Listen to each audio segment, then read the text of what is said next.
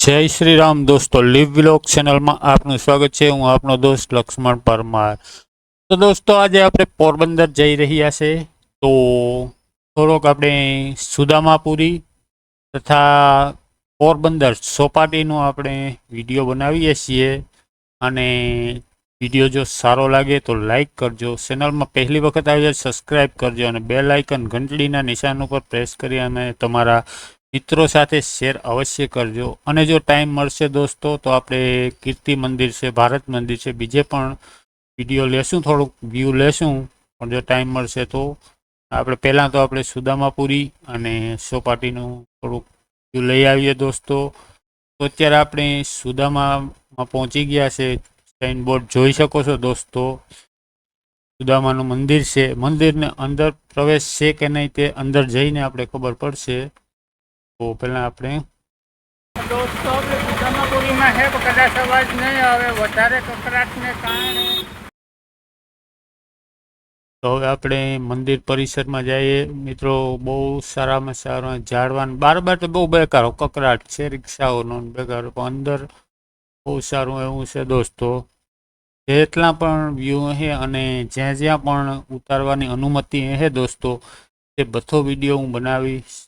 પણ જ્યાં અનુમતિ નહીં હોય આપણે વિડીયો નહીં બનાવી શકીએ દોસ્તો। જોઈ શકો છો તમે।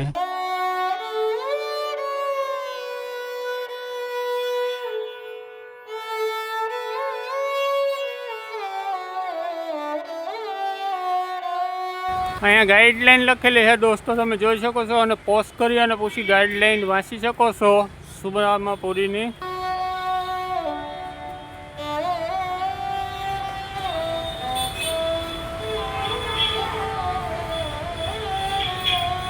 આમે નાગલો ઊભો છે। નાગલા કંઈ બોલવાનું થાય? કંઈ બોલવાનું થાય તમારે? તો દોસ્તો, હું હરેક વિડીયોમાં કહું છું, આપના ગામમાં પણ કોઈ ઐતિહાસિક મંદિર, પૌરાણિક સ્ટ્રક્ચર અથવા કોઈ નાનો એવો ધાર્મિક કાર્યક્રમ હોય તો કોન્ટેક અવશ્ય કરજો। ફ્રી વિડીયો શૂટિંગ કરી આપવામાં આવશે દોસ્તો। અને અત્યારે આપણે સુદામા મંદિરના પરિસરમાં છે।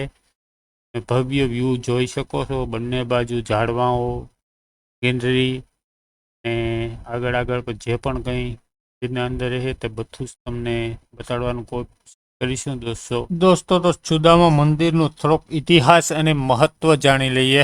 સુદામા મંદિર પોરબંદરના ઇતિહાસ અને મહત્વ। પોરબંદર જે મહાત્મા ગાંધીની જન્મભૂમિ તરીકે પ્રખ્યાત છે, તે ભગવાન શ્રી કૃષ્ણના પરમ મિત્ર સુદામાની પણ જન્મભૂમિ અને કર્મભૂમિ હોવાથી સુદામાપુરી તરીકે પણ ઓળખવામાં આવે છે દોસ્તો। શહેરની મધ્યમાં સુદામા ચોકમાં આવેલું સુદામા મંદિર તેનું મુખ્ય આકર્ષણ છે દોસ્તો। આ મંદિરનો ઇતિહાસ જોવા જઈએ તો મૂળ મંદિર એવું માનવામાં આવે છે કે આ સ્થળે 12મી થી 13મી સદીમાં સુદામાજીનું એક નાનું મંદિર હતું। પહેલા નાનું મંદિર હતું, તે પછી આ મોટું મંદિર બનાવવામાં આવ્યું છે મિત્રો।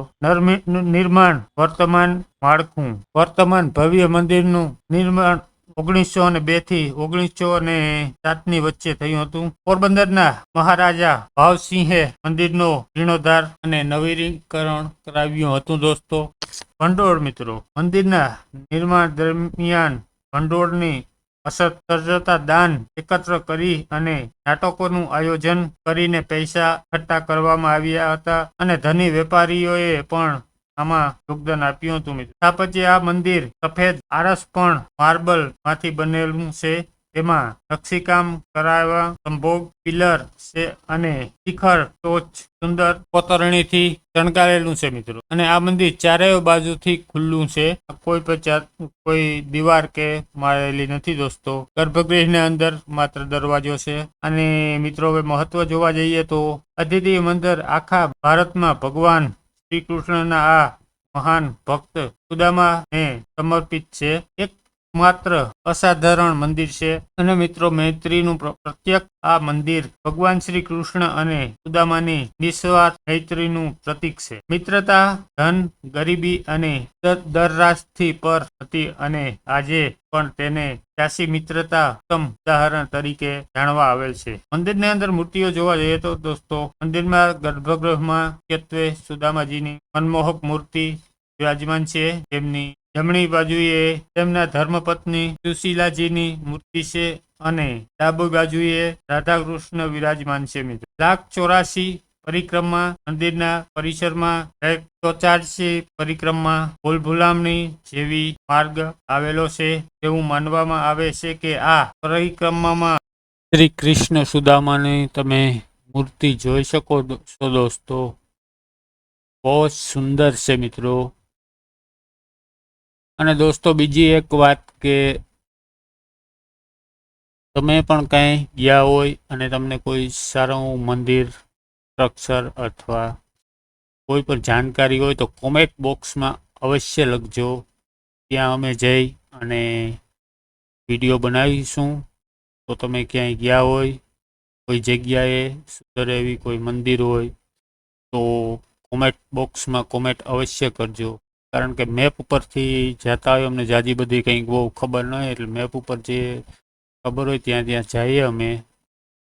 તો તમે 7 ચકાર તો વધારે સારું. કોમેન્ટ બોક્સમાં કોમેન્ટ અવશ્ય કરજો કે અહીંયા મંદિર છે, અહીંયા કોઈ જોવાલાયક સ્થળ છે, ફરવાલાયક કોઈ સ્થળ છે, ત્યાં જઈ અને વિડીયો અવશ્ય બનાવશું. અને દોસ્તો ફરીવાર કહી દઉં કે ચેનલમાં જો પહેલી વખત જો આ વિડીયો જોતા હોય તમે તો સબસ્ક્રાઇબ અવશ્ય કરી લેજો અને લાઈક કરી દેજો.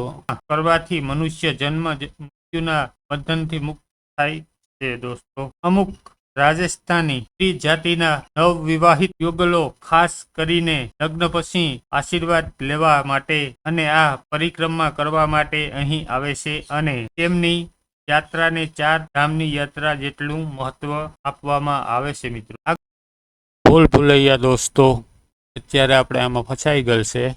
આગળ જોઈએ તો સુદામા કુંડ મંદિર પાસે આવેલો સુદામા કુંડ વાવ, કૂવો ગંગા નદી જેટલો પવિત્ર માનવામાં આવે છે. ચાંદુલ એટલો ટાઈમ તો નથી કે આમાં હાલીને આપણે એક આખો વિડીયો બનાવી શકીએ. પાખો હું તમને બતાડી દઉં. ભૂલ ભૂલૈયા અપર્ણ પૌરાણિક કથા અનુસાર સુદામાજી ભગવાન કૃષ્ણને મળવા દ્વારકા ગયા ત્યારે તેમની ફાટેલી પોટલીમાં મિત્ર માટે માત્ર સોદા, તાંદૂર, પૌવા લઈ ગયા હતા.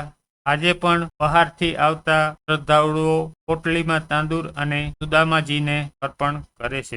થોડી ઘણી તો દોસ્તો અંદર તો અલાઉડ નહોતું મંદિરને અંદર જવાનું, તો બારાબારથી જેટલું પણ અમને મળ્યું એટલું વ્યૂ લઈ લીધું. હવે આપણે ચોપાટી તરફ જઈએ છીએ દોસ્તો.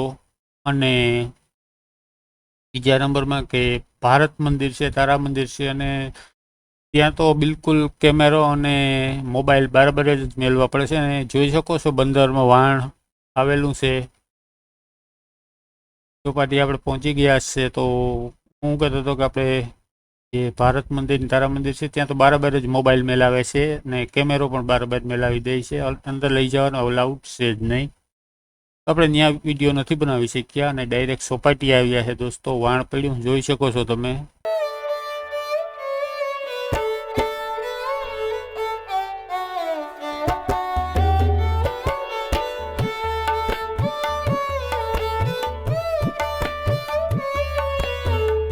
દસક વાગ્યા છે, 10 સાડા 10 જેવો ટાઈમ થયો છે એટલે કોઈ ચોપાટી ઉપર તો છે નહીં. સાંજે 4-5 વાગ્યે લોકો ભેગા થાય બાકી કોઈ છે નહીં. અમે જ અહીંયા ઘુમરા મારીએ.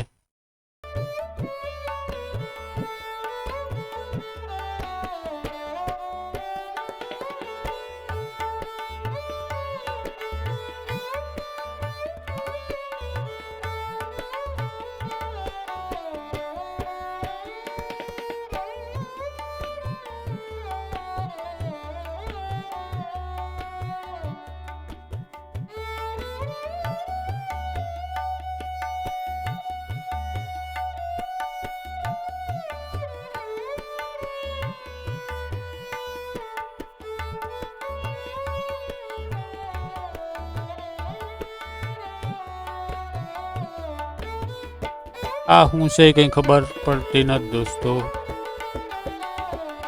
એ તો બંદર જ છે, બંદરને ચેડે પાછું છે ટ્રેન જેવું કંઈક દેખા. બહુ સેટું છે, દેખાતું નથી એટલું બધું. ઝૂમ મારી અને લીધું આપણે તો બહુ દૂર, અતિશય દૂર છે.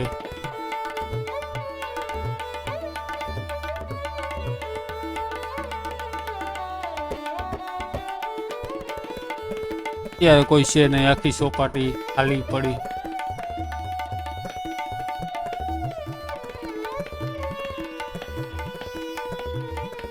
ને કમલાબાગ પણ જવું તો, પણ ત્યાં અમે ગયા તો કે સાંજના 4 વાગે ખુલે, એટલે ન્યાયનો મેળ આવ્યો કોઈ જાતનો.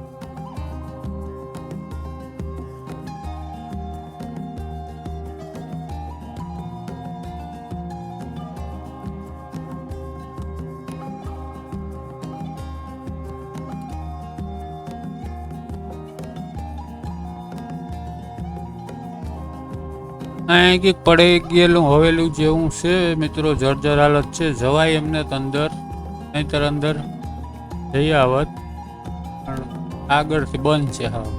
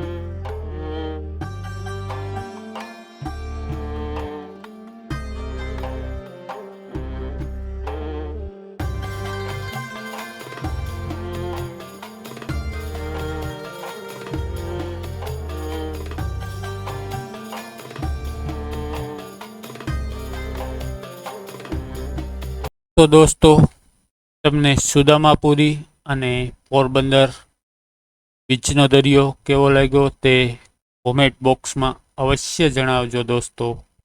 ફરી મળીએ બીજા કોઈ વિડીયોમાં. Thank you.